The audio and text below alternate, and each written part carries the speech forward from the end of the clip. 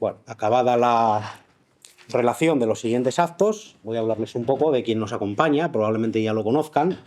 Es un periodista de verdad, de los que se dedica a la investigación, al análisis político, que es de origen argentino, aunque tuvo que exiliarse de ese país en los años 60, y que tiene un currículum dilatadísimo, habiéndose dedicado al ámbito de las relaciones internacionales y de la geopolítica.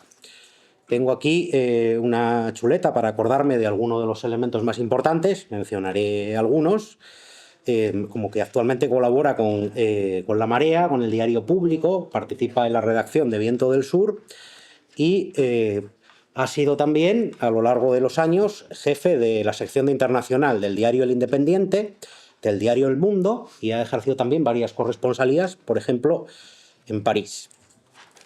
Además de este libro, del que hoy vamos a presentar, Trump 2.0, no hace falta aclarar que se refiere lógicamente al presidente Trump y a su regreso a la presidencia de Estados Unidos, tiene otras obras, como por ejemplo La impunidad imperial. Bueno, acabada la presentación, digamos alguna cosa en relación al libro antes de darle la palabra, y voy a empezar recordando una cita de Carlos Marx. En el arranque del 18 de Brumario de Luis Napoleón Bonaparte, nos decía Marx que toda historia se repite al menos dos veces. Primero como una terrible tragedia, después como una lamentable farsa. Con permiso de don Carlos, yo no tengo nada claro que el orden sea ese, y en todo caso, muchas veces las tragedias históricas van acompañadas de un enorme componente de farsa. Y la mayoría de los episodios históricos, más que de farsa o de tragedia, muchas veces son un esperpento. En ese sentido, hay que decir que en estos días Donald Trump ha conseguido algo que en toda la izquierda mundial unida en los últimos lustros no logró, que es infligir una enorme expropiación del capital a sus aliados de las tecnoligarquías, como pueda ser Jeff Bezos o Elon Musk. Pero el libro lo que hace es una disección del contexto, de las circunstancias que explican la llegada al poder de Trump y la emergencia de su figura. Y evidentemente para analizar la figura de Trump tenemos que tener presente el contexto histórico. Un contexto de decadencia de Estados Unidos, que aunque sigue siendo la primera potencia mundial, la primera potencia económica y militar, sin embargo ya no es una potencia incontestada, ya no estamos desde hace bastante tiempo en un mundo unipolar, sino en un mundo multipolar y sobre todo en un mundo donde hay una enorme tensión entre Estados Unidos y su gran competidor en el ámbito tecnológico y económico, que es China. Trump, Roberto seguramente nos desgrane ahora muchos elementos que sirven para explicar y contextualizar esto, parece querer volver a los tiempos del proteccionismo del siglo XIX, a los tiempos de las clásicas estrategias del Partido Republicano, y todo eso acompañado de lo que se llama la alt-right, elementos supremacistas blancos como el Ku Klux Klan, elementos negacionistas del cambio climático y de diferentes evidencias científicas, un peso enorme de las sectas evangélicas que financian activamente buena parte de los movimientos asociados a Trump, y todo un conglomerado que, entre otras cosas, tuvo una participación directa en el episodio del asalto al Capitolio que se produjo cuando Trump perdió la reelección y que ahora están condicionando la situación política de Estados Unidos, y que habrá que ver en el contexto de esta legislatura cuál será su fuerza y cuál será su influencia social y su capacidad de condicionar los acontecimientos políticos. Un contexto internacional y un contexto interno por parte de Estados Unidos, marcado también por enormes bolsas de pobreza y por el resentimiento social por las consecuencias de la globalización. Esos perdedores de la globalización que fueron, en buena medida, una de las bases votantes a las que interpeló Donald Trump. Bueno, sin más por mi parte, le cedo ya la palabra a Roberto. Hola, buenas tardes a todas, a todos. Gracias en primer lugar a la Sociedad Cultural Gijonesa por la invitación. He estado en enero por aquí, es un gusto volver por Gijón, y comentaba con Pedro Roldán y con Casimiro que es un lujo que tenéis aquí estas instalaciones y estas posibilidades de actividades culturales. Yo vivo en Madrid y es impensable que existiendo gobiernos de derecha se logren huecos, espacios eh, oxigenados así que permitan este tipo de actividades, ¿no? Muy interesante el trabajo que se está haciendo. Bueno, hay cosas que trataré de no redundar en lo que veis todos los días en los periódicos.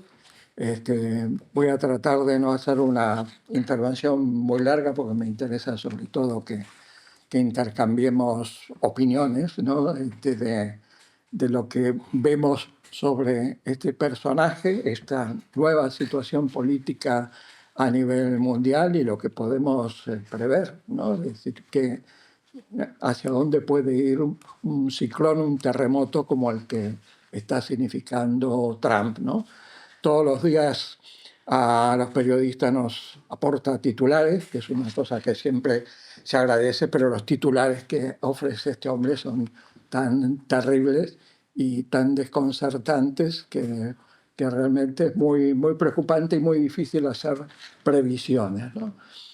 Independientemente de que tenga un proyecto, y está claro que tiene un proyecto, sus propios aliados y sus colaboradores, ahora los oligarcas tecnológicos y sus propios compañeros de partido, el Partido Republicano, parecen desconcertados con cada anuncio que hace, la mayoría de los cuales los hace sin haber pasado previamente por una reunión de su gabinete. Si los hace espontáneamente o a través de la red social propia que tiene, Truth, ¿no? ¿Verdad?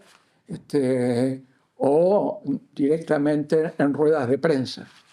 De golpe se ve a su secretario de Estado, el equivalente a los ministros nuestros, mirando atónitos a anuncios que hacen sobre la marcha, sobre cosas vitales, ¿no?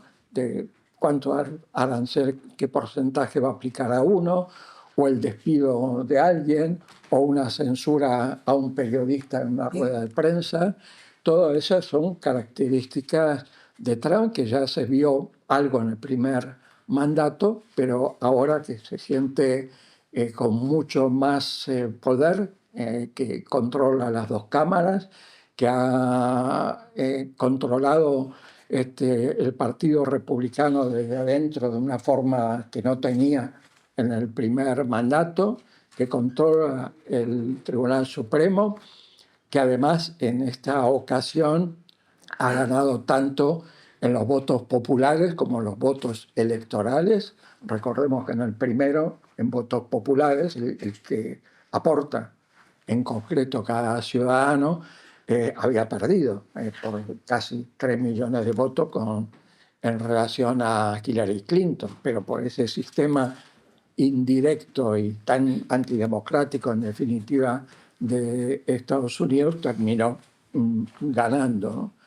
Pues Trump, evidentemente, para analizarlo es muy difícil separar lo que es política nacional de política internacional. En el caso de Estados Unidos, más que en ningún otro país del mundo, los dos temas están muy relacionados y él ha logrado liderar, encabezar a toda la ira existente, tanto en uno u otros afectados, que son entre ellos totalmente disímiles, ¿no?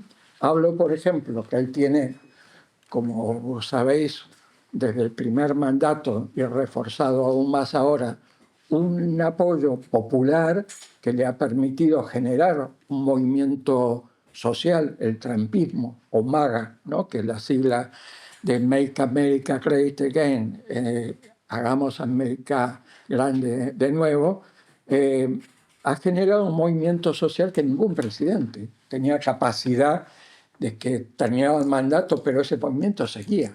Es decir, que el movimiento social que le responde, que cada vez que él hace una arenga, como hizo en el asalto al Capitolio, tiene una capacidad de convocatoria que no tuvo ni Obama, ni Clinton, ni nadie por fuera de su mandato. Eso es una característica peculiar y una virtud, que tiene este hombre, que ha podido, por un lado, llegar a esos trabajadores de lo que se llama el cinturón de óxido, las zonas industriales de trabajadores cualificados, que se vieron totalmente perjudicados por la globalización neoliberal, por la deslocalización de fábricas, de empresas estadounidenses que se trasladaron a China, a Camboya, a Filipinas, a Vietnam, a producir para tener mano de obra más barata y desde allí exportar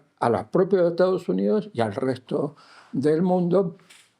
Eso es un sector que quedó desvalido al irse las fábricas, se expandió el paro, la precariedad de toda esa población, de cientos de miles de trabajadores afectados por esa huida de las fábricas. Por otro lado, está un sector rural empobrecido de siempre, esas zonas más abandonadas por el Estado federal, que rechazan al Estado federal, las leyes federales, la presencia de agentes federales, de impuestos federales, por lo cual hay constantemente choques en esas zonas con los agentes federales cuando les obligan a pagar los impuestos o no les dejan pastorear las vacas en terrenos públicos, por ejemplo, sin pagar un impuesto. Todo eso son fricciones constantes de un sector amplio de la población rural donde han anidado todas estas milicias supremacistas blancas, armadas, que proliferan en Estados Unidos.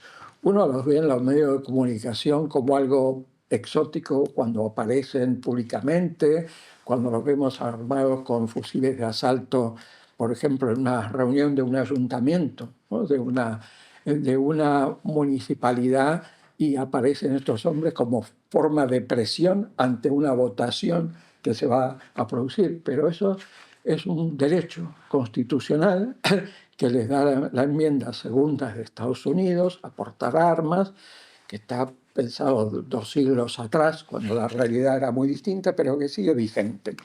Bueno, todos esos grupos, que son cientos de milicias, no son grupitos, son cientos de milicias, algunas de ellas tienen cientos de miembros, otras tienen miles de miembros, ¿no? Y por momentos en fiestas nacionales, sobre todo los estados del sur, reivindican la época de la Guerra Civil, de la Confederación, de los estados esclavistas, desfilando con la bandera antigua, la bandera de la Confederación. Todo ese sector también se sintió atraído por el discurso de Trump, que denunciaba al Estado central, denunciaba al establishment, al aparato del Estado, y es lo que está haciendo ahora cuando le ha regalado a Elon Musk, por su apoyo a la campaña electoral, un departamento que no es un ministerio propiamente dicha, pero es un departamento que responde exclusivamente a la propia Casa Blanca, no responde a ningún otro ministerio y sin embargo tiene una autonomía, una capacidad para despedir funcionarios públicos, para hacer una cantidad de gestiones en nombre del Estado sin que Elon Musk lo haya nombrado nadie. Es un asesor con un departamento amplio de gente muy joven del mundo tecnológico, que entra en un ministerio, pide la lista de gente, ve si están afiliados al Partido Demócrata o si tienen cercanía con el Partido Republicano, un primer filtro, ve las actividades que hace y deciden despidos. Todo eso ha gustado en todo ese sector que ve al Estado como un Estado que no lo representa. Entonces tenemos por un lado ese sector rural, que además tiene unas características especiales, muy conservador de toda la vida, donde tienen mucho peso las iglesias evangélicas más fundamentalistas, que tienen un rechazo a los cambios sociales, a las reformas, a los avances en los derechos de la mujer, de la comunidad LGTBI, de las minorías étnicas, se sienten atraídos por el discurso de Trump y por eso de desmantelar el Estado y dar mucho más libertad de acción.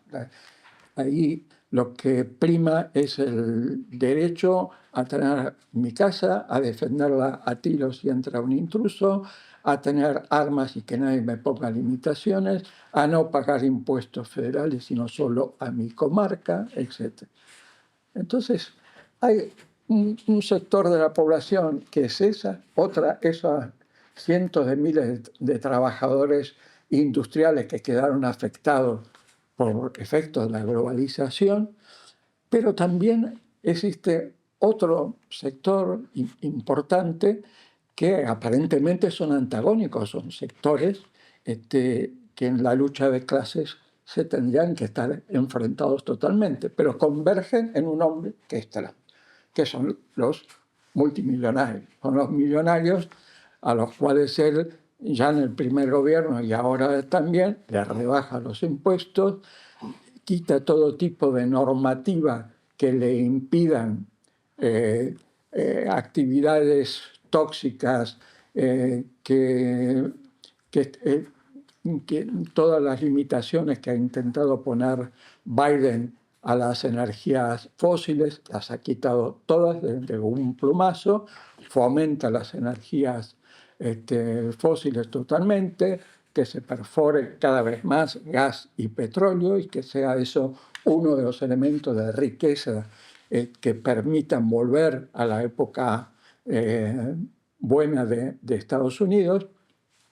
Ese sector lo apoya y lo apoya un sector que hasta ahora estaba más cercano al Partido Demócrata, pero de que en esta ocasión ha apostado claramente por Trump, que es lo que llamamos la oligarquía tecnológica. Los magnates como Elon Musk, que no es solamente el dueño de X, ¿no? La ex Twitter, sino de que tiene otro tipo de empresas sumamente importantes, como SpaceX, es una empresa aeroespacial que trabaja codo a codo con la NASA, es un cliente importantísimo de la NASA. Habréis visto hace poco de que hubo una nave espacial que viajó hasta la estación espacial para rescatar a esos astronautas que estaban desde hace 9 meses ahí. Esa nave era de Elon Musk, de la compañía Elon Musk. Otra de las compañías que tiene Elon Musk son los satélites de la compañía Starlink. Starlink no son solamente satélites de uso civil para las comunicaciones en general, como los miles de satélites que rondan por el mundo, sino que también tienen un uso militar muy importante. Es decir, Netanyahu le pidió en concreto a Elon Musk, antes de empezar la ofensiva, el genocidio en Gaza, el auxilio de sus satélites para escrutar metro a metro toda la franja y todo Cisjordania. Eso es un trabajo de los satélites de Elon Musk. Y también en Ucrania ya se los había facilitado durante la época de Biden. Ahora, cuando empezó el chantaje de Trump a Ucrania, o firmas esto y me dejas el control del 50% de tus tierras raras y otros minerales, o te dejo en manos de Rusia y que Rusia se encargue, pues como forma de presión, Elon Musk retiró por unos pocos días la activación de sus satélites y las Fuerzas Armadas ucranianas se quedaron ciegas. No tenían la logística necesaria para controlar al enemigo, para poder visualizar los ataques de Rusia. Ese es el poder que le están dando las tecnológicas. No simplemente si tienen Twitter o tienen Facebook, sino son muchas más cosas. Con lo cual, Trump ha logrado juntar esas dos cosas tan disímiles.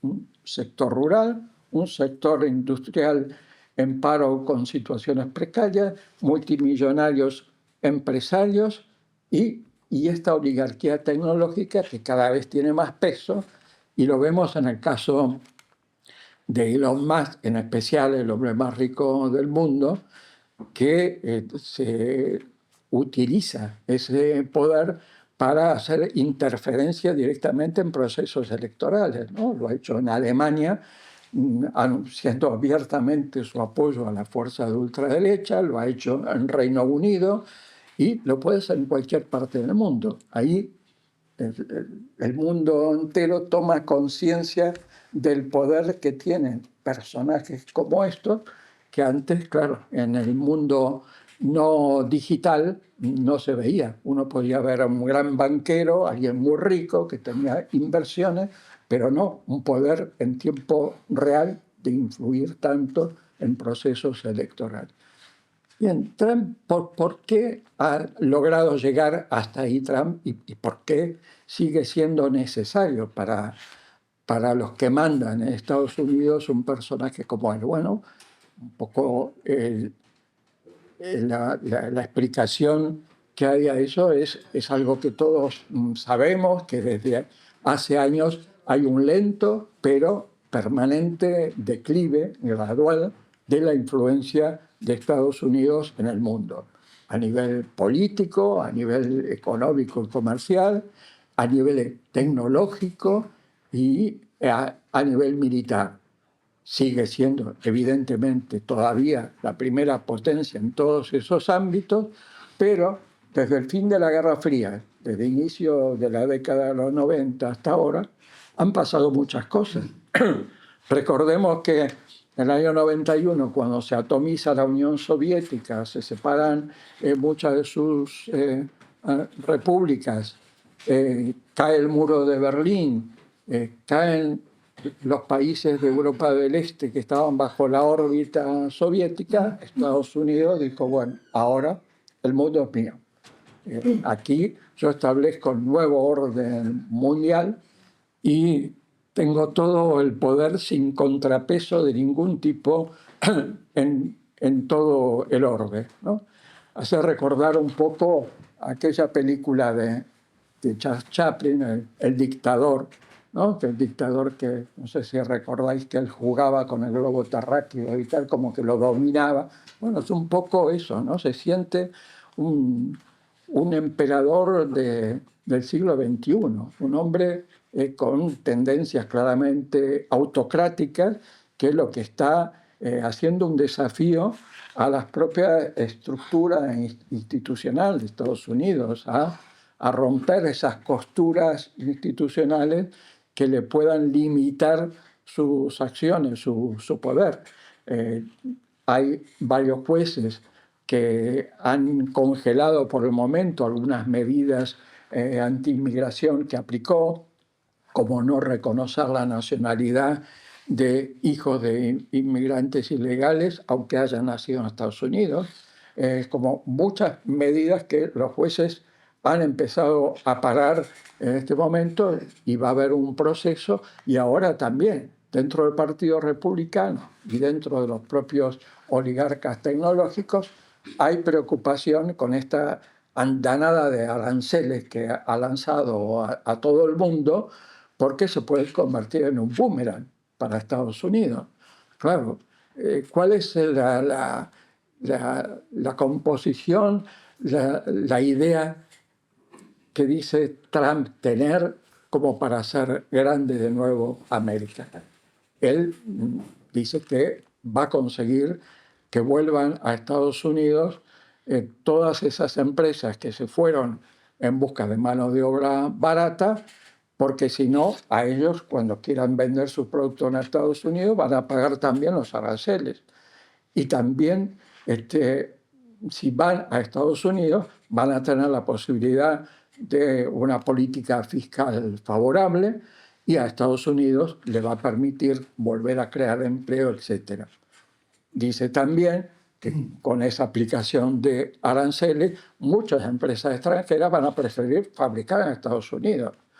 Él con eso calcula que miles y miles de empresas van a volver a Estados Unidos, con lo cual ya de por sí ese mensaje está calando en todo ese sector social que hablábamos, que fue postergado, que fue dejado de lado por la globalización. Y al mismo tiempo, él hace este tipo de chantaje al mundo entero. Bueno, yo te amenazo con poner un tanto por ciento, 50%. Después, inmediatamente, el otro día se jactaba en una cena de gala, lo habéis visto, los titulares eran impresionantes, diciendo, ha surtido efecto mi presión. 70 mandatarios, 70 líderes de todo el mundo me han venido a lamer el culo. Lo dijo literalmente así, un presidente de Estados Unidos. Es decir, quieren negociar, quieren rebaja. Entonces, claro, empiezas con 50% y después la gente se queda muy contenta si en vez de 50 le rebaja 30, pero ya ha conseguido 30. Entonces, esa política de chantaje siempre existió, la guerra de aranceles, aunque supuestamente dentro de la lógica neoliberal los aranceles, los impuestos en general, es algo a eliminar. Dentro de la teoría de la libertad de mercado no cabría eso, pero ya desde la época de Reagan se vio obligado a empezar con la política de aranceles y ahora tiene esa contradicción. Trump intenta sanar, rectificar de alguna manera las consecuencias de una globalización que es esencial al neoliberalismo más salvaje. Él es parte de ese neoliberalismo. Él hizo su holding familiar inmobiliario gracias a la especulación inmobiliaria y a entrar en ese mercado, no solamente estadounidense, sino que tiene casinos y edificios emblemáticos en todo el mundo y muchas otras firmas de todo. Tiene firmas hasta de vodka, de joyas, de una cantidad de cosas. Es un holding muy grande, pero lo que simboliza él es una reacción dentro del propio sistema capitalista a una consecuencia inesperada de la globalización. La globalización ha hecho rico a un sector de gente que se fueron afuera a exportar y tal, los tratados de libre comercio, pero afectó a otro sector de la población que no tuvo acceso a ese reparto del botín, a esa riqueza. ¿Cómo solucionar eso? Bueno, esta es una medida que él apuesta de esta manera para intentar revertir esa situación y todavía queda por ver qué es lo que consigue y qué con este terremoto, a ver si logra seguir manteniendo unidos a todos esos sectores empresariales, oligarcas tecnológicos en ese proyecto o empieza a haber fisuras por las contradicciones del propio sistema. Es un neoliberal autoritario, pero evidentemente que no podemos caracterizarlo así de una forma esquemática, como tampoco nos sirve el decir es fascistoide, porque tampoco reúne todas las condiciones de los que fueron los procesos fascistas, ni de Hitler ni de Mussolini, sino que tiene unas características vernáculas de Estados Unidos y el modelo que está representando Trump por sí mismo, ¿no? Y que, por eso decía que hay una relación muy directa en el caso de Estados Unidos de cómo resolver los problemas nacionales. No es como aquí o en otros lugares donde hay reformas, cuestiones a plantear, disputas políticas importantes, pero en que no tiene tanto peso lo que pasa en la política exterior. Estados Unidos sí, estamos viendo, ese efecto de globalización tuvo unas consecuencias nefastas para ellos porque han sido la punta de lanza de ese proyecto.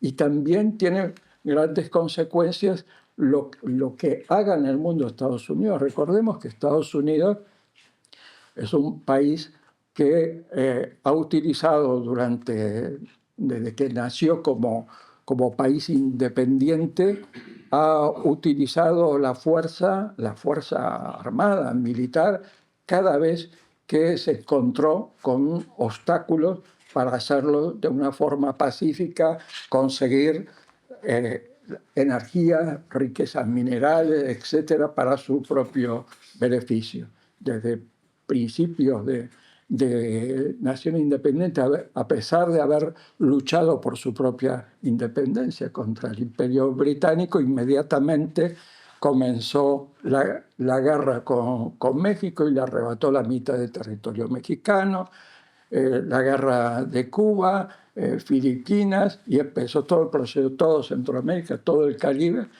Lo que estamos viendo ahora de su anunciado expansionismo territorial, que no se veía desde hacía bastantes años, de decir, o me venden Groenlandia o yo me hago con Groenlandia por la fuerza, o el canal de Panamá, recuperar el canal de Panamá, o convertir a Canadá en el 51 estado de Estados Unidos, ha conmocionado a toda la comunidad internacional. Pero bueno, esa era la historia de Estados Unidos que se conocía, ¿no? Era lo que Estados Unidos estuvo haciendo desde fines del siglo XVIII y buena parte del XIX.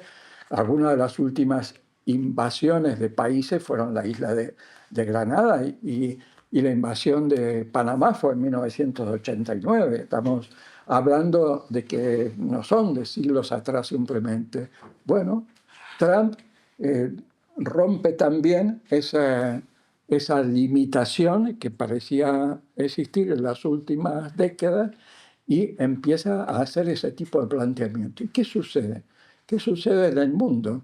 Si estamos hablando que en el propio, internamente, en el propio Estados Unidos, no encuentra contrapesos porque controla las dos cámaras, controla el Tribunal Supremo, controla 27 de los 50 estados de Estados Unidos con gobernadores republicanos y está intentando mantener todas estas medidas que vemos con tanta celeridad que hacen. ¿Por qué es? Porque en noviembre del año que viene hay elecciones legislativas y a gobernadores. Él tiene que mantener sí o sí el control de las dos cámaras para poder seguir con este plan que él lo considera una misión histórica que tiene asignada. Bueno, hay una carrera para que todo esto tiene que producir efectos muy visibles. Y 2 años después, en el 28, de nuevo elecciones presidenciales. Ya está diciendo de que hay que empezar a debatir la reforma de la propia Constitución para que le permitan un mandato más, algo que no se había atrevido ningún presidente antes. Pero bueno, está viendo por un lado que en Estados Unidos está haciendo un pulso a ver hasta dónde me dejan los jueces, hasta dónde me dejan los propios sectores internos del Partido Republicano hacer lo que yo quiero y bueno, negociar sobre una situación de fuerza. Pero a nivel internacional pasa otro tanto. ¿Qué contrapesos existen para una política con ese nivel de agresividad? La ONU brilla por su ausencia, no se la espera. La ONU ya ha demostrado hace muchos años, pero ahora de una manera más evidente con el genocidio del pueblo palestino, su incapacidad para frenar un proceso semejante. Es más, nunca había pasado que un país como Israel directamente bombardee los hospitales, escuelas y al personal de la misión de la ONU para los refugiados palestinos.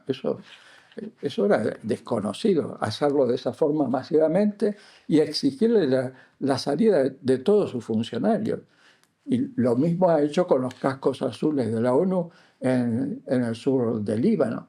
Son cosas insólitas, pero lo está viendo todo el mundo. Lo vemos nosotros por televisión todos los días. Lo ven nuestros líderes europeos. Pero a más de 1 año y medio después del comienzo de este genocidio, los 27 países miembros de la Unión Europea no han sido capaces hasta el día de hoy ni siquiera pedir un alto el fuego. No hubo acuerdo. No hubo acuerdo para pedir un alto el fuego, mucho menos empezar en aplicar sanciones a Israel cortar el tratado que existe con Israel y la Unión Europea de socio comercial privilegiado que tiene Israel. No se ha logrado consenso como para cortar eso. No se ha cortado el comercio de armas con Israel. Entonces, si esa es la situación de la ONU, ¿qué otros organismos internacionales existen? Ahí tenemos la Corte Penal Internacional. Es el único tribunal en el mundo, después de los juicios de Nuremberg, al final de la Segunda Guerra Mundial, que tiene potestad para enjuiciar crímenes de guerra, de lesa humanidad y genocidio. Bueno, así como vimos muy rápidamente cuando se lanzó acusaciones contra Putin por la invasión de Ucrania, en pocos meses ya había una orden de busca y captura contra Putin, y de hecho no se puede mover más que a países aliados, porque si pisa el terreno de cualquiera de los 125 países que han firmado el acuerdo de la Corte, estos países como España, vamos, como toda la Unión Europea, están obligados a detenerlo y entregarlo a este tribunal. Pero eso con Putin fue así, y Putin mide muy bien a qué países puede viajar, a qué no viajar. No puede viajar, por ejemplo, a ningún país europeo.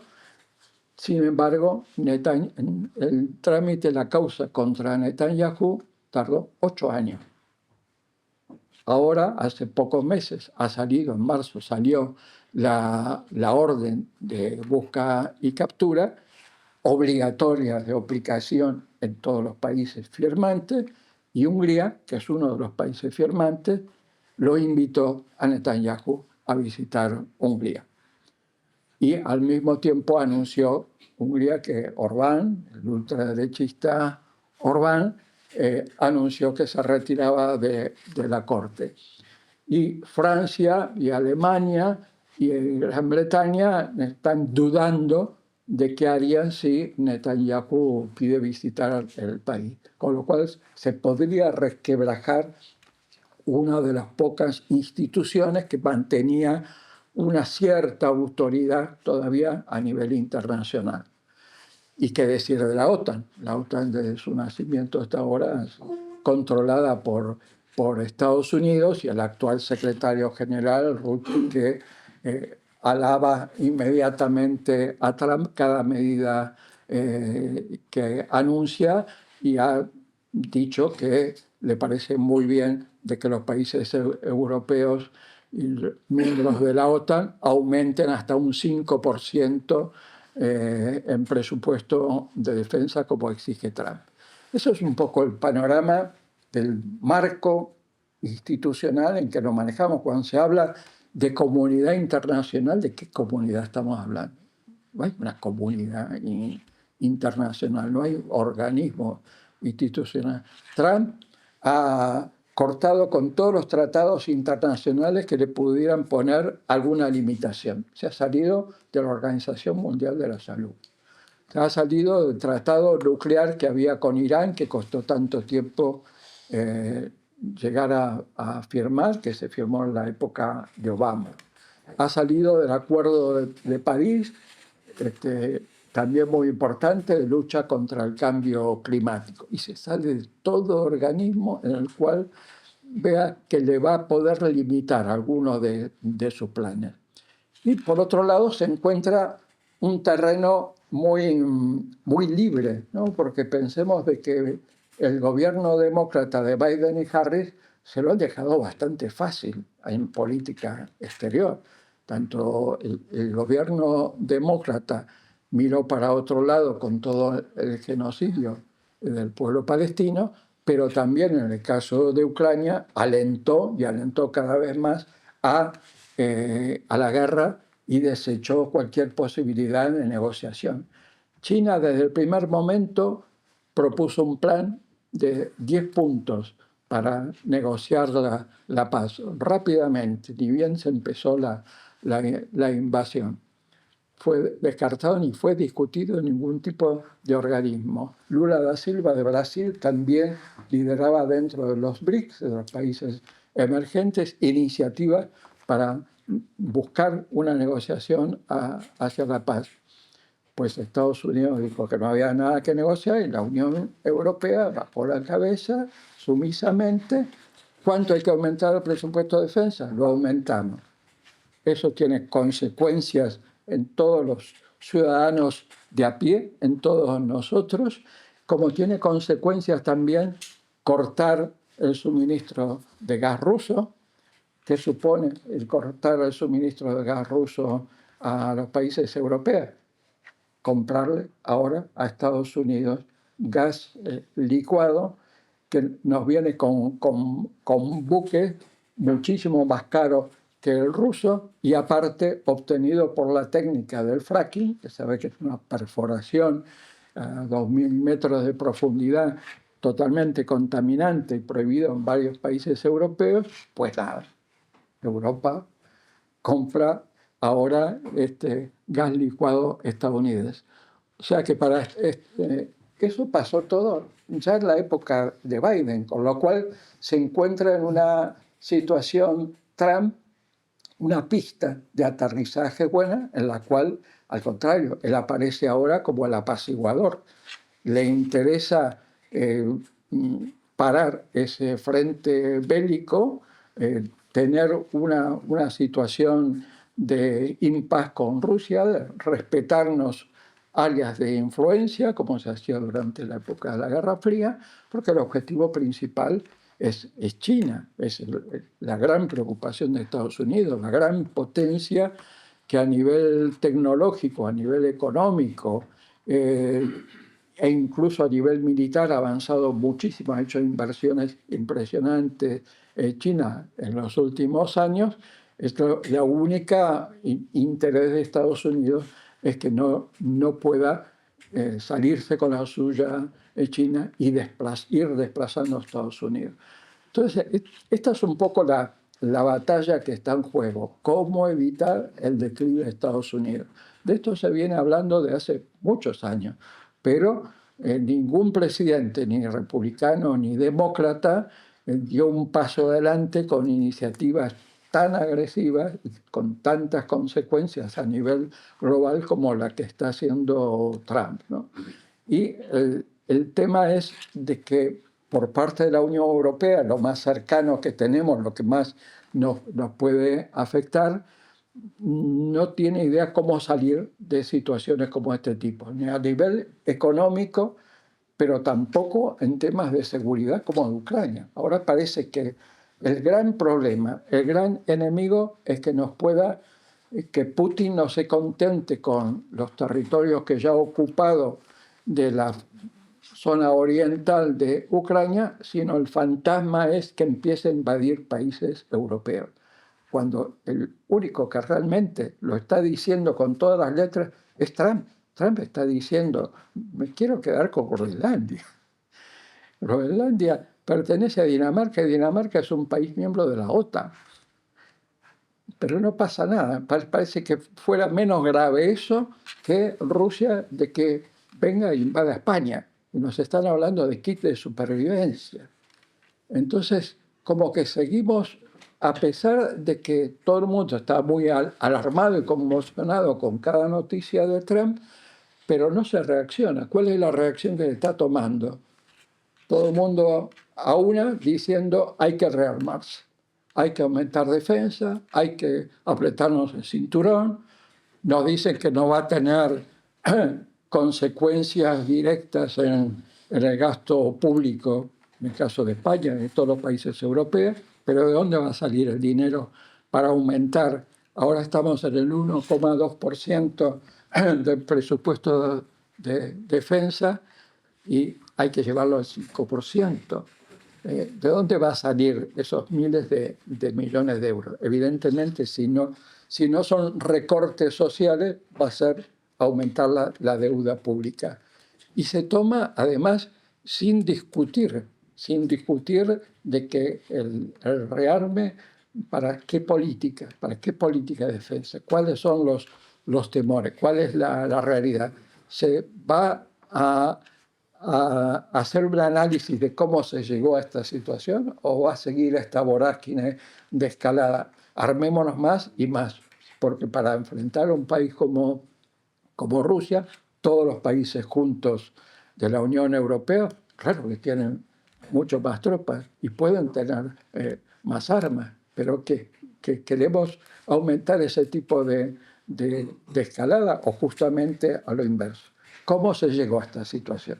Recordemos que se llega también porque la OTAN se fue expandiendo cada vez más hacia el este hasta llegar a las puertas de Moscú y ya se advirtió una y otra vez de los peligros que eso iba a provocar. La propia Angela Merkel, poco sospechosa de ser izquierdista, pues ya advirtió de que si seguía ampliando de esa manera, Putin iba a reaccionar, que evidentemente no iba a dejarse que se incorporara Ucrania, un país importante, grande y al mismo tiempo muy, muy rico, estratégico, hasta las puertas de Moscú, y que iba a haber una reacción. Pues se hizo caso omiso.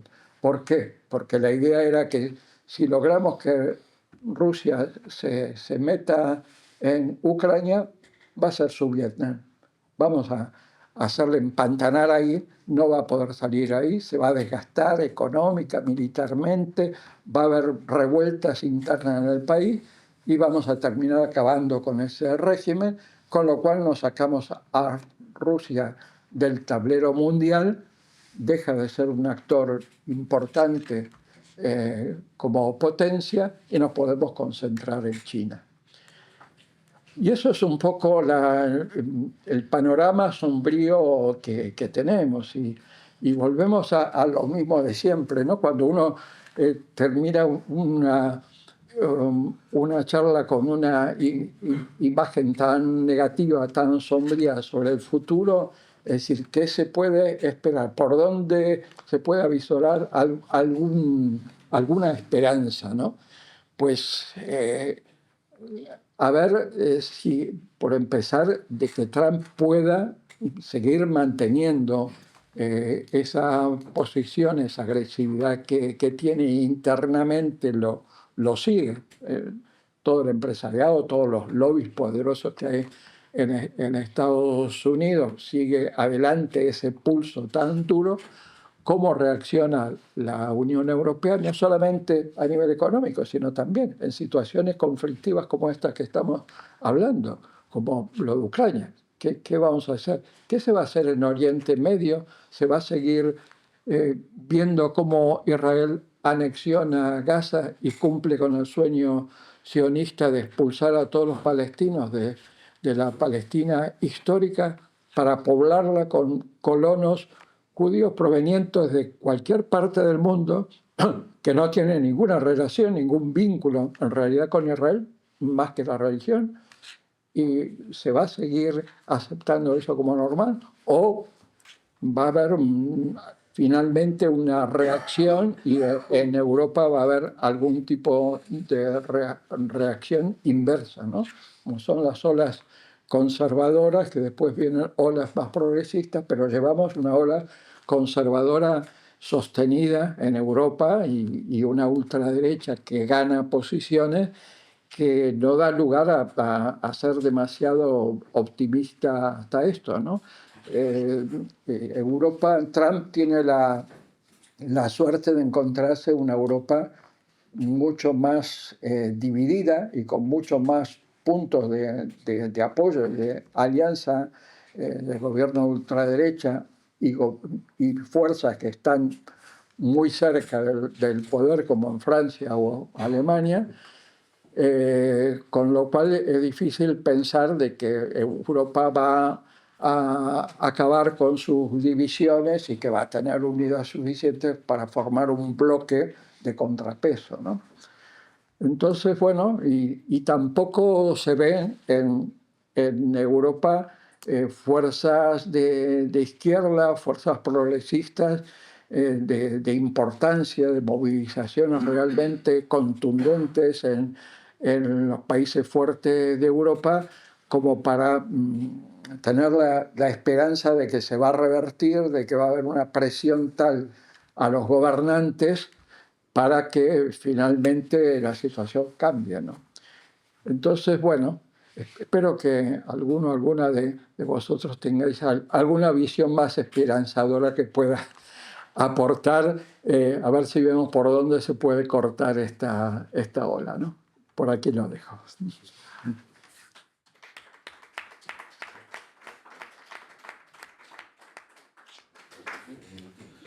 Llega ahora el turno de las preguntas del respetable, así que quien quiera intervenir, que levante la mano.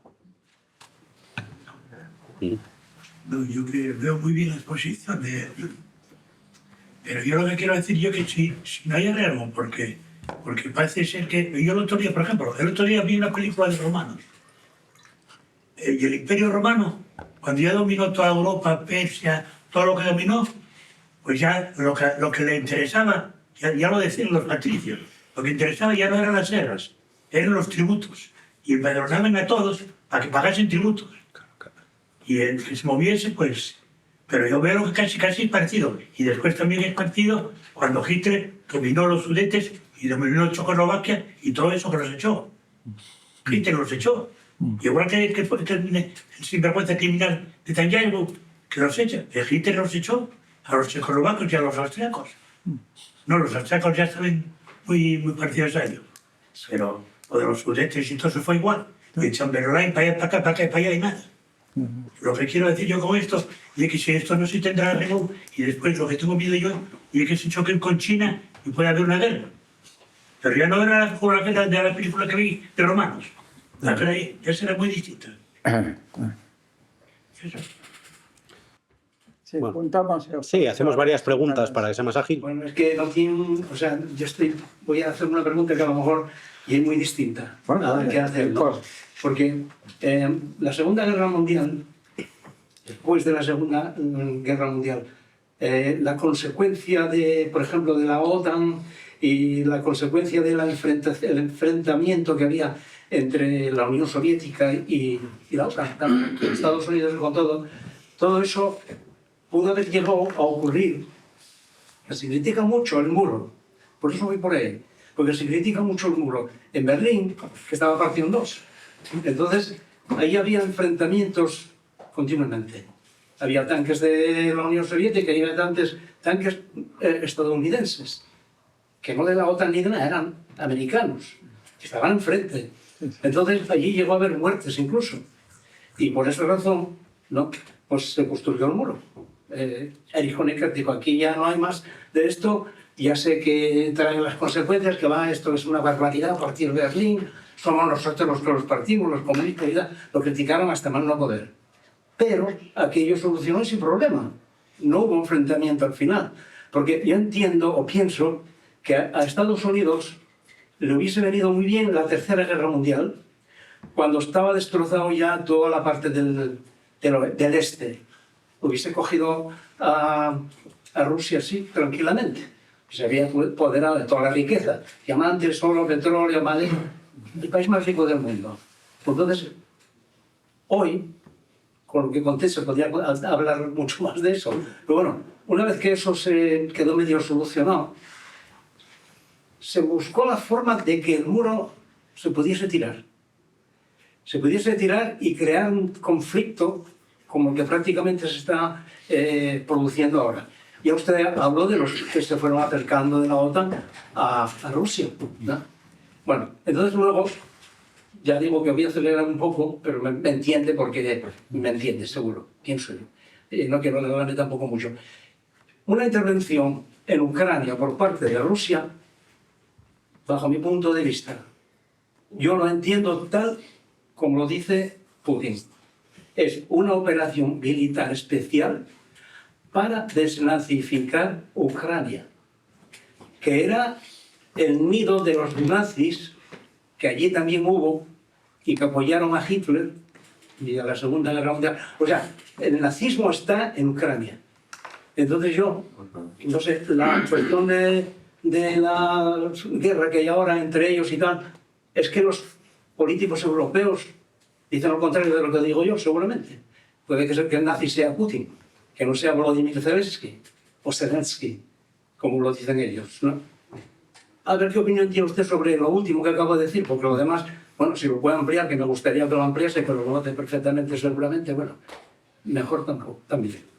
Y nada más, habrá otras preguntas por ahí. Bueno, sí. Bombilla. ¿Tú crees que esos grupos tan heterogéneos y decentes, Que no te escucho. los oligarcas por un lado, los trabajadores desencantados y esa América profunda de élite fascista, filofascistas, en algún momento entrarán en conflicto, ¿no? Es decir, porque ya lo estamos viendo, que el gran capital ya pegó un toque diciendo que de los aranceles que lo pararan. Entonces, ¿tú en qué momento crees que puede ocurrir ese conflicto entre todos los sectores que lo están apoyando? Bueno, a ver, hay varias. Habría otra pregunta más. Solo una y muy rápida. En atención a cómo se está desarrollando el conflicto y la más que previsible derrota del actual gobierno de Ucrania, usted como periodista sabe, tiene idea, de si hay alguien haciendo estudios de hasta qué punto toda esa gente que son admiradores de Stefan Bandera, del Tercer Reich y que van a combatir ahora las líneas de frente defendiendo Ucrania con emblemas y blasones de tiempos pasados, que previsiblemente cuando se produzca esa derrota van a escapar a Occidente. ¿Hay previsión de cuántos de ellos podemos llegar a encontrarnos por la calle dentro de un año o dos cuando estén por aquí acogidos como refugiados y previsiblemente creando problemas en nuestro país? Bueno, hay cosas bastante disímiles. A ver, el tema de Ucrania. El tema de Ucrania, digamos que llamarle operación especial como hace Putin me parece un eufemismo un poco curioso. Una cosa es que que haya elementos que expliquen de por qué se llega a esa situación. Otra cosa, por mi parte por lo menos, rechazo legitimar ese tipo de operación, que recordemos, no empezó en 2022 con la invasión, empezó en 2014. Que en el 22 también hubo algo, lo sabe usted. ¿Perdón? Que en el 2002. Sí, bueno, si nos remontamos nos podemos remontar a la época de Stefan Bandera, sí. Pero en 2014, para simplificar, el gobierno de Yanukovych, que gobernaba en ese momento Ucrania, que tenía más afinidad con Rusia, era un oligarca también corrupto, como los que después siguieron también, como Poroshenko, que era pro-occidental. Es decir, en Ucrania siempre ha habido oligarcas, como los que apoyaron a Zelensky para llegar al poder. Ese gobierno había adoptado un compromiso con la Unión Europea para iniciar el proceso de solicitud de ingreso a la Unión Europea. En la fecha en que está previsto que se firme ese tratado, y ahí por supuesto estaba metido Estados Unidos, la Unión Europea y todo, porque ya era un primer paso, y el segundo iba a ser el ingreso en la OTAN, ¿no? Ese era el plan que Occidente tenía previsto para Ucrania como parte de esa batalla contra Rusia, ¿no? A Ucrania le da lo mismo, el interés era acosar a Rusia. Pues en ese momento Yanukovych, seguramente por ofertas golosas que le hace Putin, dice, pues no, cambio de idea, no voy a firmar.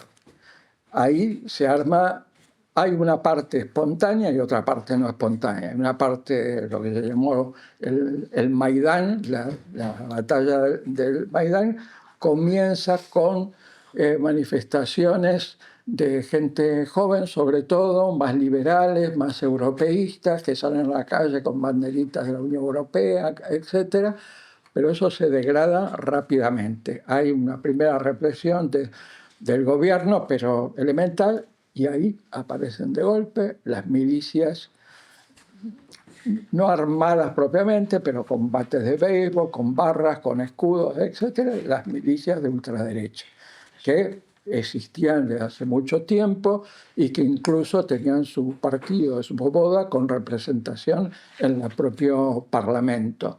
Era una parte de la realidad de nostálgicos de la época de los ucranianos colaboracionistas del régimen de Hitler. Eso existió siempre y Stefan Bandera, líder de aquella época, sigue teniendo estatuas en el país democrático de Ucrania. Esa es una realidad de la cual ni Estados Unidos ni Europa jamás han hablado. Ahí es como que no existe fuerzas neonazis y nostálgicos de aquella época en la resistencia ucraniana a la invasión rusa. Esa es una parte de la realidad. Las milicias estas, ¿qué hacen? Provocan la violencia. Es decir, van al choque directo, entonces ya no son disueltas las manifestaciones por parte del gobierno simplemente con antidisturbios, sino que ya empiezan los tiros, empiezan los muertos.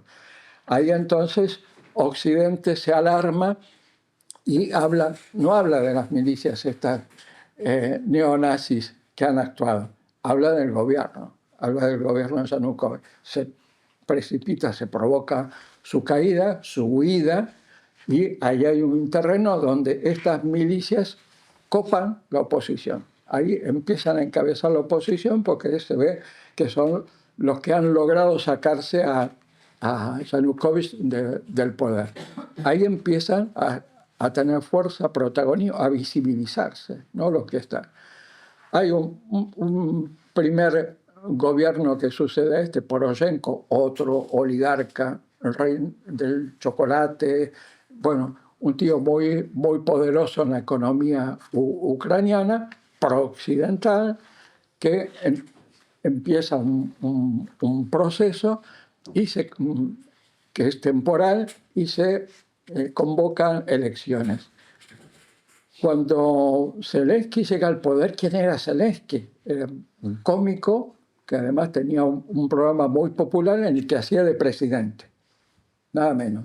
Hacía de presidente, un presidente que se enfrentaba a todos los males y a todos los ataques y golpes de Estado, etc. Bueno, una figura popular, como lo era Trump, sin pasado político, o como lo era en su momento Berlusconi, una figura televisiva, dueño del equipo de fútbol Milán, o personajes de estos que aparecen en un momento de incertidumbre, de falta de credibilidad en los partidos políticos. Bueno, aparece Zelensky apoyado por otro oligarca pro-occidental. Y empieza un gobierno que Occidente no dice nada cuando empieza a limitar el uso del ruso, del lenguaje del ruso, una franja oriental rusófona, comienza a censurar a todos los críticos a su régimen, pero se va afianzando y aprovecha esas milicias que demostraron actividad y protagonismo y tal, y son incorporadas en las Fuerzas Armadas. Se integran en las propias Fuerzas Armadas y además son destinadas al Frente Oriental, a luchar en el Frente Oriental para parar a los rebeldes rusos. Por parte de Rusia tampoco son angelitos. ¿Verdad? Putin, ¿qué hizo ahí? No sé si os acordáis a aquella época, pero aparecieron miles de hombres con tanques, con todo tipo de artillería rusos, sin ningún tipo de insignia, que decían no ser del ejército ruso, aparecieron de golpe a ayudar a los rebeldes, con lo cual se cambió la relación de fuerza. ¿Quiénes eran? Tiempo después se supo, el grupo Wagner. El grupo Wagner, un grupo mercenario, como Estados Unidos tiene un grupo mercenario que le servía para actividades en África y en distintos países, y ahí se utilizó a miles de estos hombres, pero no embanderaba a Rusia. visiblemente no aparecía Rusia como tal si no hubiera habido ya un enfrentamiento más peligroso. Sino todo eran supuestamente voluntarios, voluntarios rusos que iban a apoyar a sus hermanos del otro lado. Con lo cual ya la situación se disparó. Yo creo que las cosas no son ni blanco ni negro. Por la parte ucraniana está claro que hubo una provocación y en vez de dar respuesta a la preocupación de la zona con gran población rusa, no se dio ningún tipo de solución a sus reivindicaciones, a su lenguaje, a su cultura, a un montón de cosas, y por el lado ruso se intentó aprovechar la situación para alentar la rebeldía con el objetivo que hubo después, quedarse con la península de Crimea y anexionársela a Rusia, que no era poca cosa. Pensemos que la península de Crimea no es solamente un trozo de tierra ahora vinculada directamente al territorio ruso. Es ahí donde está la principal base militar naval de la Armada rusa, es la flota del Mar Negro, con 100.000 efectivos ahí en esas bases, con lo cual para Rusia era mucho más importante que el Donetsk, toda la zona de la Franja Oriental, esa zona clave. Con lo cual ahí Rusia aprovechó la situación a meterse con una inquietud de mucho tiempo. Hay un discurso famoso de Putin que yo creo lo cito en el libro, pero lo escribí en una revista larga, en el que Putin habla de que Lenin le regaló Ucrania a los ucranianos y que ese fue un gran error del leninismo y tal, considerando de que Ucrania era parte histórica de Rusia de siempre y que nunca tuvo que haber sido así, con lo cual era un Estado totalmente artificial y que tenía que volver a la madre patria. Y allí se incentivó mucho el nacionalismo ruso para apoyar a su presidente en esa reivindicación, ¿no? Se convirtió en algo popular la reivindicación. Recuperemos Crimea, recuperemos la zona oriental de Ucrania y si podemos más, si podemos avanzar más. Al principio, cuando empieza la invasión, la operación especial, se pensaba que directamente tomaban Kiev, vamos, que tiraban al régimen de Zelensky, ¿no? Zelensky no solamente fue dando cada vez más cabida a el batallón Azov, que se llamaba de neonazis, sino de que vinieron mercenarios voluntarios, mercenarios de distintos países europeos a combatir junto con el batallón Azov. El batallón Azov sacó solicitadas en todos los países europeos en publicaciones para atraer a gente a combatir al enemigo comunista. Putin no es comunista, pero bueno, vale, es Rusia, con lo cual ya vale la etiqueta para llenar de neonazis el frente oriental. Bueno, esa es un poco la historia previa a la invasión formal de Rusia de 2022. Hubo, por lo tanto, mucho tiempo, desde 2014, que fue ese detonante gordo, y el comienzo de la guerra con pequeñas escaramuzas, hasta que cada vez había más muertos. Cuando se produce la invasión de 2022 ya había 14.000 muertos. Pero el resto del mundo parecía ignorar esa guerra que estaba ahí, pero estaba ahí. Hubo mucho tiempo para darse cuenta que eso iba a ir a más y que al final Putin iba a decir, bueno, ahora entramos a saco el punto. Y no había ninguna... Zelensky seguía presionando para...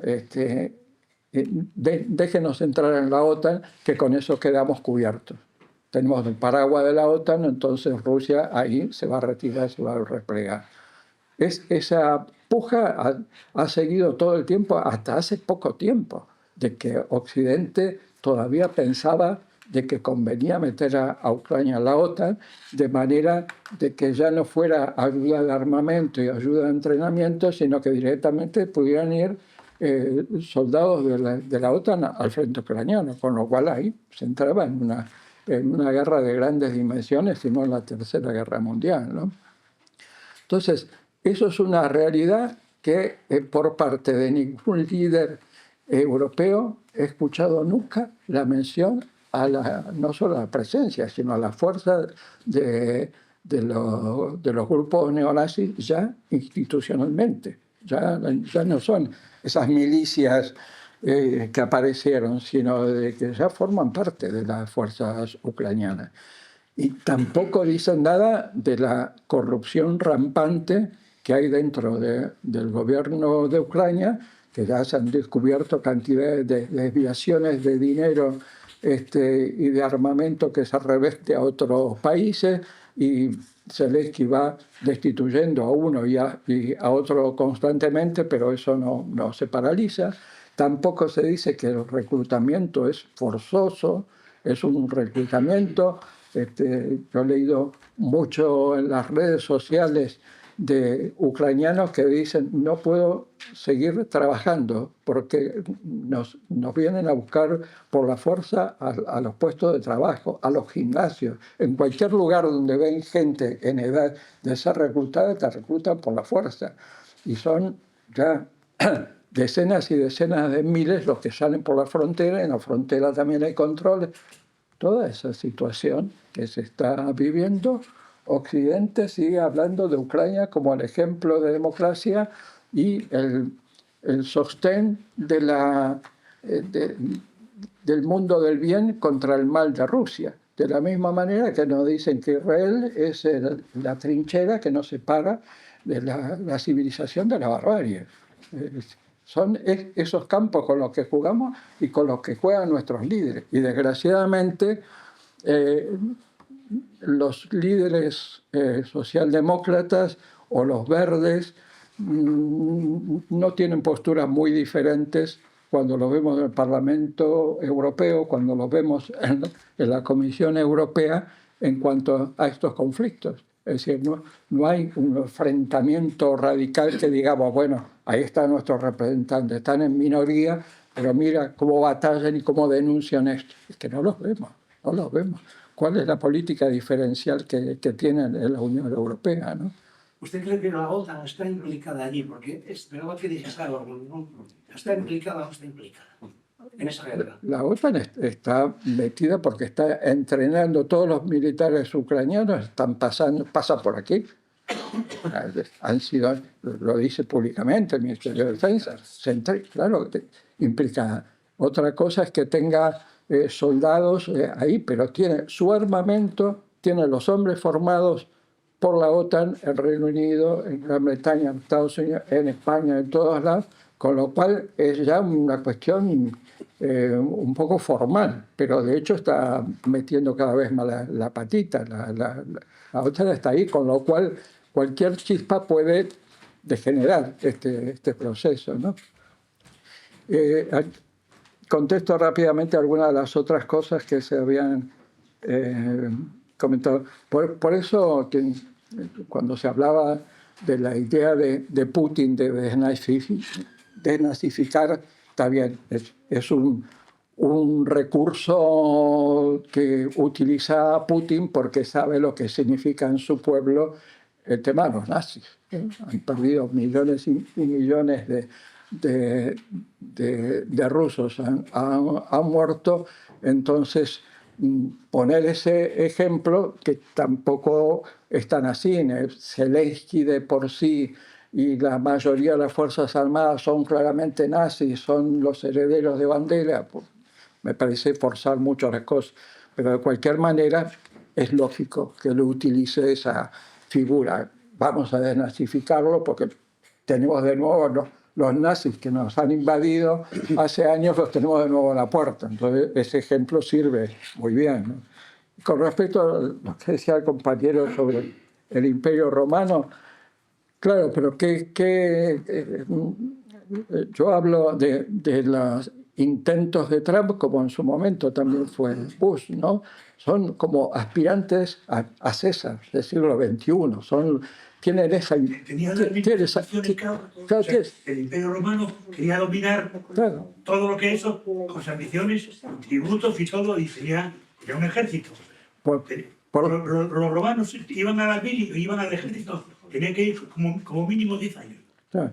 Por lo menos los romanos han dejado muchas calzadas, muchos acueductos, muchas construcciones, mientras que estos no dejan nada positivo a su paso, ¿no? Claro, pero de todo, sí, la visión es esa, la visión de un imperio moderno, pero con prácticas similares y ansias de poder similares. El Imperio Romano al final cayó, pero siglos. Tenemos que esperar siglos para que este declive realmente se derrumbe. Es un poco el panorama, lo que decía antes. Es muy difícil predecir por dónde esto va a poder variar, si va a variar o no, ¿no?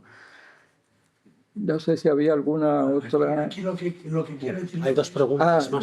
de parte de Ramón. No hablamos de las cabezas nucleares y de las bombas nucleares. Ya, bueno, sí, es que hay muchos ámbitos aquí.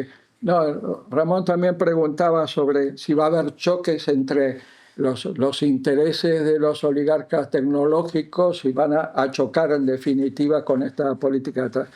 Yo creo que sí, que puede haber. Y de hecho, yo creo que personajes como Elon Musk y Trump tienen intereses y personalidades que pueden chocar. Así como chocó Trump en primer mandato con el gran asesor de seguridad nacional que tenía, Steve Bannon, el ultraderechista Steve Bannon, que ahora es una de las cabezas visibles de esta internacional reaccionaria del grupo de ultraderecha. En esa época era el hombre que estaba todo el tiempo con él y el que tomaba decisiones y tal, hasta que al final hubo choques y se tuvo que sacar de encima de él. Y lo más todavía es más poderoso, porque es un hombre que ya de por sí es el más rico del mundo, tiene todas esas empresas que decimos, el grado de influencia, se usan mutuamente, se necesitan mutuamente, pero es posible que termine habiendo conflicto de intereses. De hecho, Elon Musk tiene intereses en todo el mundo, tiene empresas en muchos países. Ahora está por firmar un contrato con Giorgia Meloni para suministrar todo el sistema de comunicación encriptada a las Fuerzas Armadas italianas, por ejemplo. Entonces, esos intereses pueden llegar a chocar con una política arancelaria como la que está planteando Trump, ¿no?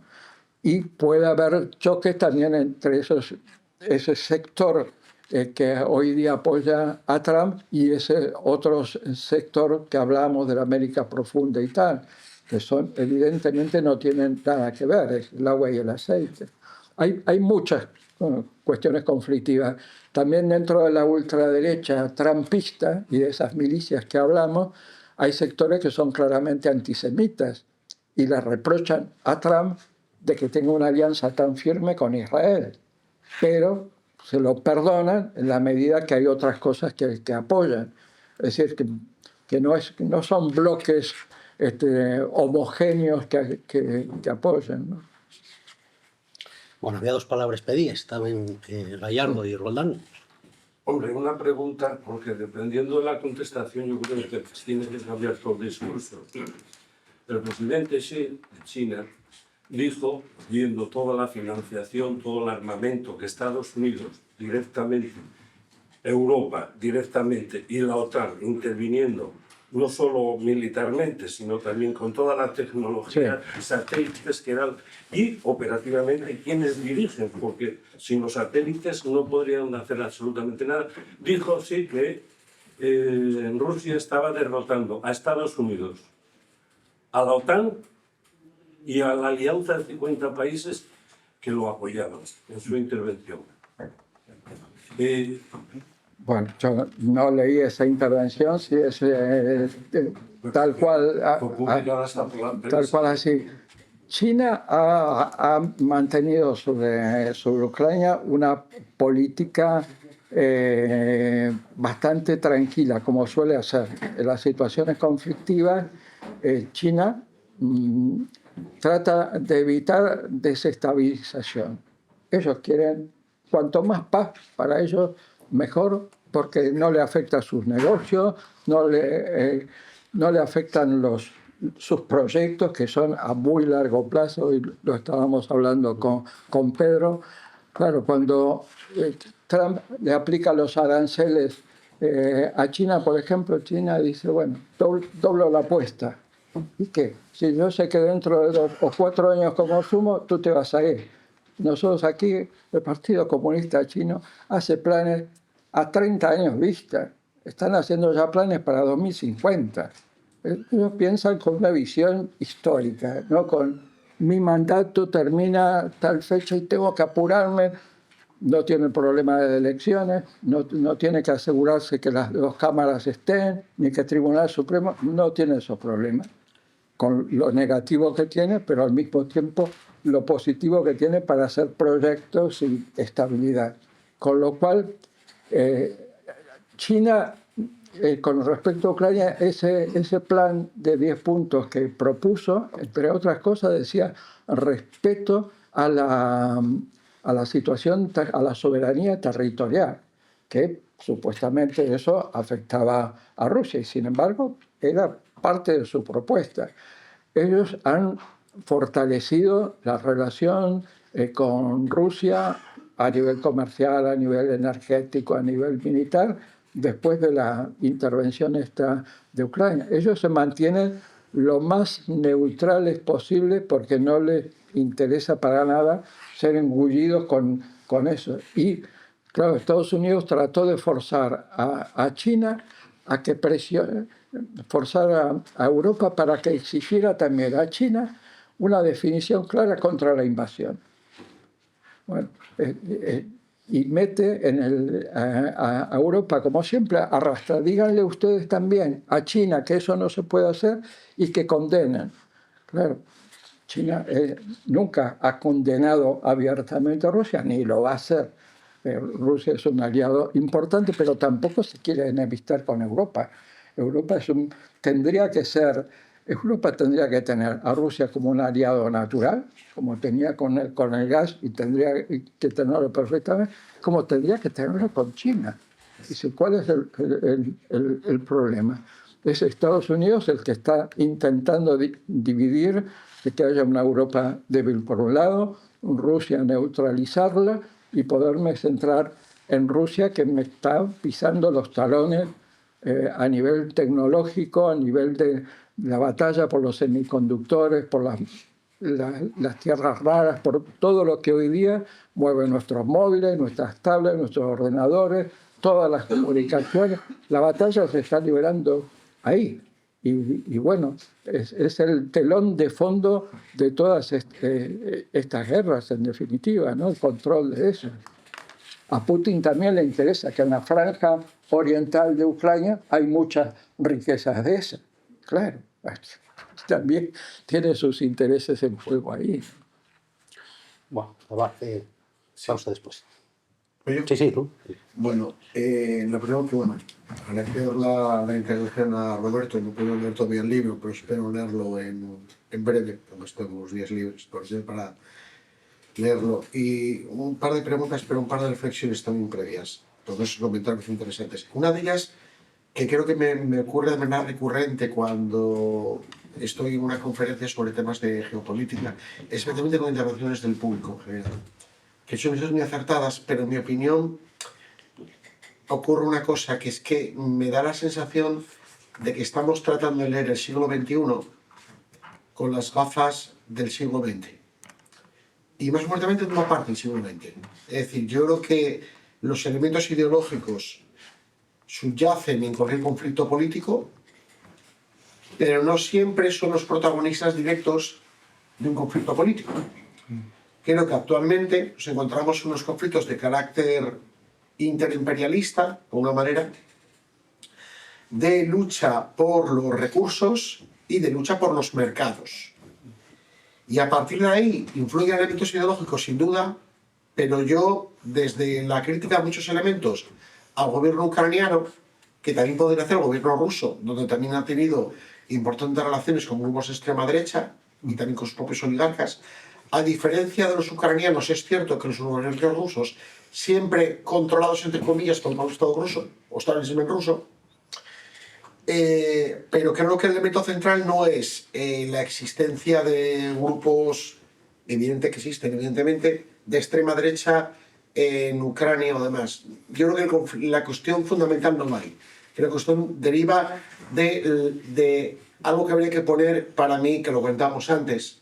Hablamos de la trampa de Tucídides, que no la citamos, que tiene que quedar todo dentro del contexto del cambio de gran hegemón mundial, internacional, entre el gran poder existente, Estados Unidos, y la pérdida de influencia de Estados Unidos y su adyacente Occidente frente a China. Creo que hay que marcar los conflictos, hay que marcarlo ahí, porque si no creo que podríamos derivar a ciertas posiciones de carácter idealista, que creo que serían muy respetables, pero creo que serían equivocadas. Igual que el propio carácter de cierta tendencia imperial de Rusia, que por todo no lo decía yo, lo dijo Lenin en su propio testamento político, refiriéndose a la figura de Joseph Stalin, que no era ruso, pero sí que en su opinión lo podía ejercer. Recordar que Crimea históricamente formó parte de Rusia durante gran parte del tiempo, de hecho pasa dentro de la Unión Soviética a formar parte de Ucrania en la época de Khrushchev, si no recuerdo mal, por favorecer la gestión de la traída al agua que venía de una presa que estaba en territorio ucraniano y nunca se planteó que es una Unión Soviética y no se le daría importancia, porque en ese momento no existía esa cuestión.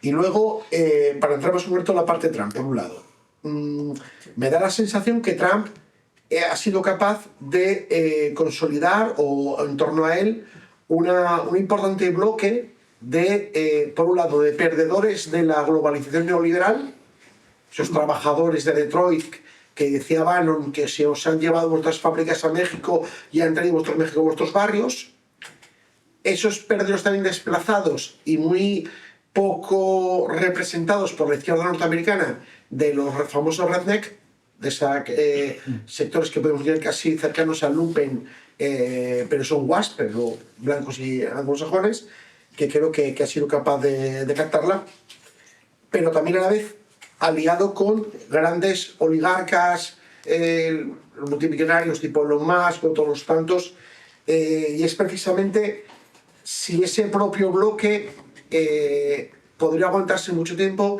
y si se rompería, podría mantenerse, entonces, y podría ser posible un trumpismo sin Trump de futuro. O estamos en una media coyuntura. Y por otro lado, respecto a Europa, que es interesante también.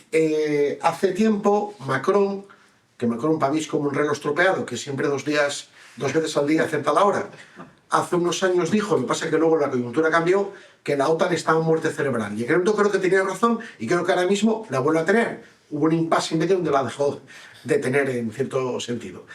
Que es que también puede haber una verdadera oportunidad para que la Unión Europea se plantee como un bloque autónomo e independiente de Estados Unidos, convirtiéndose en un actor global que pudiese de alguna manera pivotar entre el propio Estados Unidos, China, los BRICS, de alguna manera, conformarse un ente autónomo. Con esto detrás de todos los discursos del rearme y tal, que bueno, hace un poco antes están con un patriotismo barato. Si crees que también en ese sentido, pese a las contradicciones, podría haber también alguna oportunidad.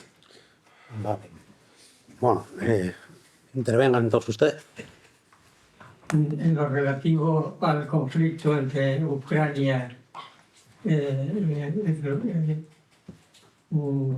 que se abordó anteriormente, a mí me parece que la ausencia de la comunidad internacional, es decir, de Naciones Unidas, es una cuestión clave para entender un poco la dinámica global, pero también la situación, la coyuntura en la que nos encontramos en este momento, dado que si en ese conflicto entre dos países se acusa a uno de ellos precisamente de invadir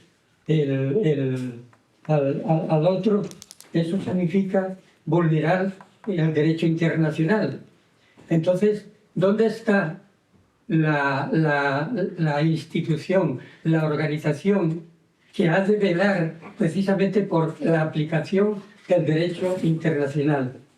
Y de esa manera, tanto a Rusia como a Ucrania habría que llamarles a capítulo por cuanto que de haber intervenido en este caso las Naciones Unidas, se hubiese evitado, porque el conflicto se genera porque dos países que tienen unas instituciones, que tienen una institución en concreto que es el Ministerio de Asuntos Exteriores, tanto de un lado como el otro, al vulnerar el derecho internacional y acusar, en este caso se acusa a Rusia. Pero ¿quién le acusa a Rusia? Porque, por ejemplo, a la hora de caracterizar la dinámica interna del país que fue considerado como invadido, como Ucrania, había una situación, por ejemplo, el que fue elegido presidente era una figura, un mito dentro del país, al ser Zelensky precisamente una figura pública, un actor, etcétera, etcétera. Entonces también entender ahí la postura de la comunidad internacional, la postura de la institución que tenía que haber intervenido para llamar a capítulo. En principio, si los dos ministerios de Asuntos Exteriores, por un lado Ucrania, por otro lado Rusia, no se pusieron de acuerdo con el conflicto que les unía, entonces hay un contexto internacional representado por Naciones Unidas, haber llamado capítulo a ambos para resolver ese conflicto vía al derecho. Y ahí, precisamente el haberse resuelto como se ha resuelto y eligiendo una de las dos figuras como de cabeza de turco, en este caso a Rusia, cuando también en Ucrania había corrupción y había una situación de crisis que no se tuvo en consideración porque no se permitió ya y el resto de países se alinearon precisamente al lado de Ucrania, pues basándose en una argumentación que no responde al contexto histórico internacional y al contexto concreto de cada uno de los dos países. Y de ahí venimos arrastrando un poco las consecuencias de cómo las grandes potencias se pasan por el forro de la ley internacional, cuando da igual que sea una gran potencia, que sea una potencia pequeña, cada una, si son instituciones democráticas, tienen un ministerio de asuntos exteriores, tanto el uno como el otro. Si no llegan de acuerdo, la responsabilidad era trasladar ese problema a la comunidad internacional, a que se debatiese allí para exigir tanto a Rusia como a Ucrania aplicación de la ley. Y eso no se ha hecho. Y un poco la situación actual es las secuelas precisamente de un problema complejo que afecta a la comunidad internacional, que obliga a los bloques, por ejemplo, a si están de acuerdo o no con apoyar en Ucrania o no con Rusia. Entonces, eso es un poco el situarse luego en el contexto actual de cómo por ejemplo, nos encontramos... Ve acabando, por favor, es que ya estamos... No, lo que quería destacar de cómo el contexto internacional está marcado precisamente por una globalización, Y eso se cae un poco, anda. en la que el cambio climático es el problema fundamental que tiene planteado actualmente el mundo, y que esa cuestión implica como un cambio climático lo hubo en el Paleolítico. la UN o el Parlamento. ¿Y qué pasó? Las especies que habitaban en aquel contexto, nuestros antepasados, los primates, los cóngidos superiores, se vieron obligados a... Disculpa, es que son menos cuarto ya, tenemos que... En 5 minutos tenemos que ir terminando. Y si puedo responder sintéticamente, por favor. A ver, muy sintéticamente a lo que dice este compañero, es lo que hablamos antes, es decir, no hay contrapeso internacional. En la ONU sí se ha discutido, pero el Consejo de Seguridad tiene un sistema arcaico de votación por la cual hay 5 miembros permanentes que tienen derecho de veto. Así que no pudo salir ninguna resolución concreta, ninguna propuesta concreta, como no sale tampoco frente al genocidio del pueblo palestino. Es decir, si no bloquea una potencia, la bloquea la otra. Pero ese es un anacronismo que tiene Naciones Unidas, que no puede cumplir de ninguna manera su papel en la medida que siga existiendo eso. De la misma manera que el tema nuclear. Hay una serie de potencias que han firmado un tratado y que impiden que cualquier otra aparezca y diga yo voy a poner reactores nucleares. No, se le impide, se manda inspectores, se le coacciona, no lo puede hacer. Sin embargo, se hace la vista con Israel, que tiene capacidad nuclear, no está reconocida como Estado nuclear, pero todo el mundo sabe lo que tiene. Eso es un poco lo que trataba de hablar antes, la inexistencia a nivel internacional de tribunales respetados por todos los países y que puedan hacer un papel de juez reconocido por todos. Con respecto a lo que decía Pedro antes, lo que decías de Europa, si puede esto terminar, entiendo lo que dices, sirviendo para que Europa como entidad juegue un papel independiente de Estados Unidos.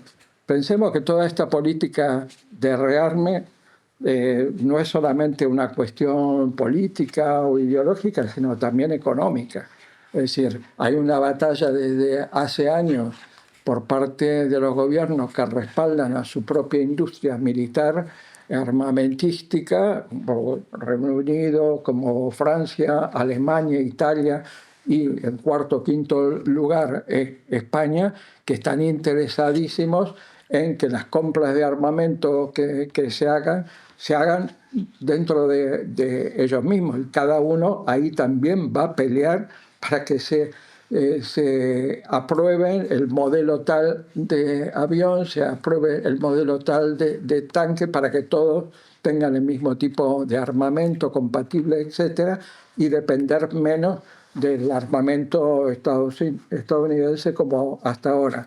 Y Estados Unidos trata de evitar eso, evidentemente, cada vez avanzando más, invirtiendo más en investigación para seguir teniendo siempre los armamentos más sofisticados. Y por parte de Rusia hacerlo tanto con sus misiles balísticos ultrasónicos, ¿no?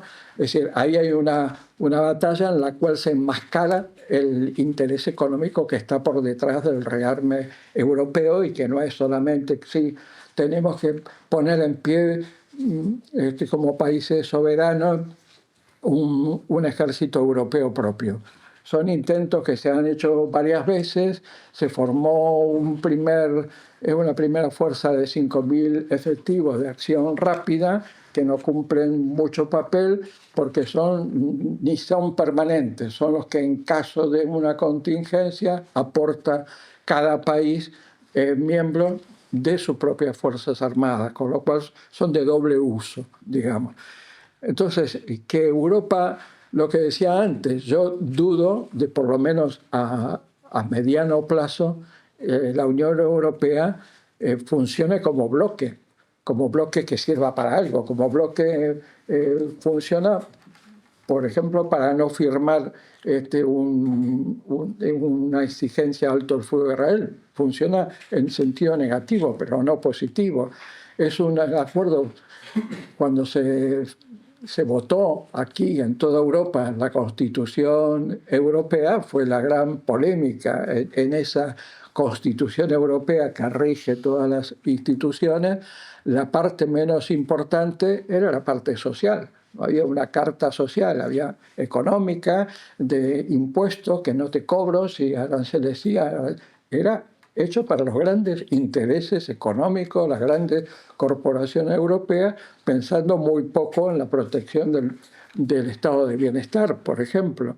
Eso ya de por sí mostraba un poco los pies de barro que tenía esa constitución por la cual se rige la Unión Europea y cuáles son las exigencias que hace la Unión Europea para aceptar Estados miembros. ¿Cómo puede ser que exista personajes como Orbán, que choca con un montón de legislaciones de la Unión Europea todos los días, que es un país con rasgos claramente antidemocráticos y que sin embargo se le amonesta así, se le hacen sanciones simbólicas, o ahora hace esto de invitarlo a Netanyahu? La Comisión Europea le protesta, pero no pasa nada, sigue así.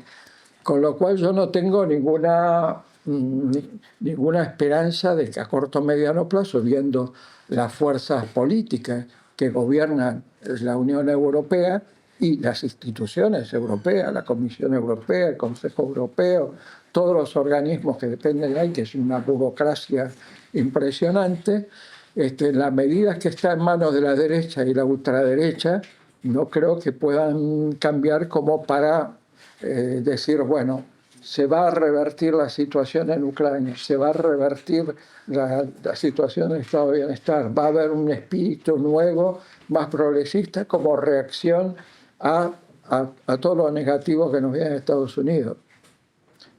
En principio, desgraciadamente, no tengo ninguna visión optimista. Supongo que depende de los... No, perdón, que ya Estamos ya fuera de tiempo. Bueno, pues muchas gracias a Bueno, gracias Roberto y a ustedes por la asistencia y que pregunten.